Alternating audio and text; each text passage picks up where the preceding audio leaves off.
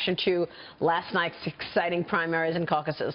Well, I think it was terrific. I'm very pleased with Hillary's really good victory and the whole process moving on. I thought it was great. Everybody is watching, and it's not just America, all around the world. You're just back from a trip to the Middle East.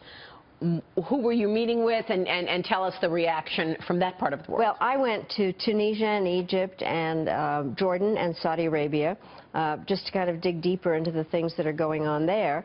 But in the process, people were asking me what is going on in America. And they're all very nervous because I think that the messages coming out from Donald Trump are quite scary in terms of, you know, keeping people out of America and building walls and threatening and saying we'll make them do whatever. That is not the language of a commander-in-chief. So how do you justify or explain this amazing popularity that Donald Trump has had, given that he is resonating with people who are just done with government because they feel that they haven't, their goals haven't been addressed at all?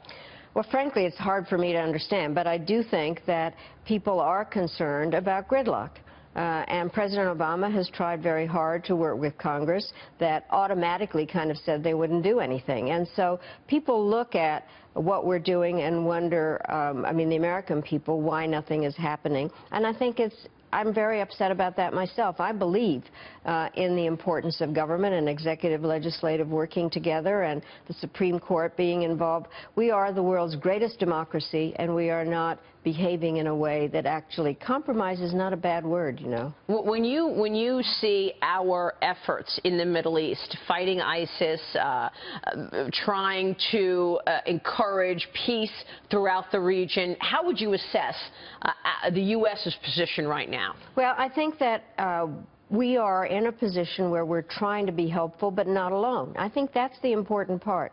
One of the aspects of being a commander-in-chief and a president is trying to, in fact, develop coalitions, work with others. That's certainly what President Obama is doing. And as Hillary Clinton, I think, has been, from her experience as senator and then as Secretary of State, somebody who knows how to reach not only across the aisle but across the ocean.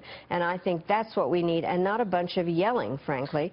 I find it, you know, one of the hard parts about being a diplomat, when you go abroad, you don't want to criticize your country.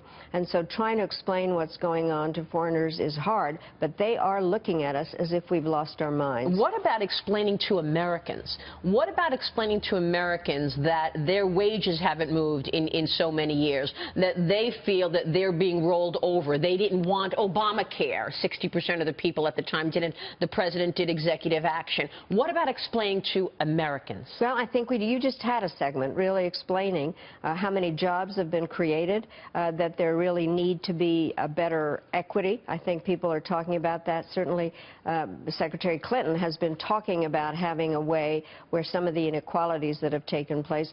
But a lot of this has been built up. And I think that, again, as that previous segment said, under President Clinton, we had a budget surplus. And one cannot put aside the things that happened during the Bush years. Let me